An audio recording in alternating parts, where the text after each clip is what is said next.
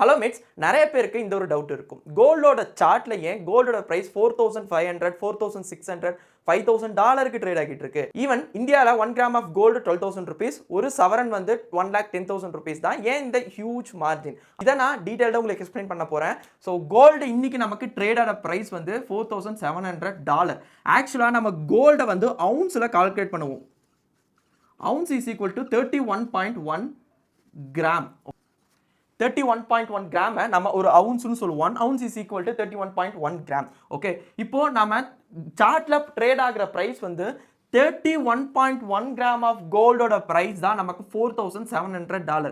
If you want to know 1 gram of price, நீங்க $4,700 நீங்க 31.1 கிராமால divide பண்ணீங்கன்னா உங்களுக்கு ரிசல்ட் வந்து $151 நமக்கு ஆன்சர் கிடைக்கும். ஓகே, $151 நமக்கு ஆன்சர் கிடைக்கும். ஸோ நமக்கு 1 கிராம் ஆஃப் கோல்டோட ப்ரைஸ் நமக்கு $151. ஓகே, நீங்கள் ஜுவல்லரி ஷாப்பில் போய் வாங்கும்போது கிடைக்கிற 1 கிராம் ஆஃப் கோல்டோட ப்ரைஸ் உங்களுக்கு தெரியணும்னா 151 இன்ட்டு இன்னைக்கு யூஎஸ்டியோட கம்பேர் பண்ணும்போது ஐஎன்ஆரோட வேல்யூ அரௌண்ட் 95 rupees.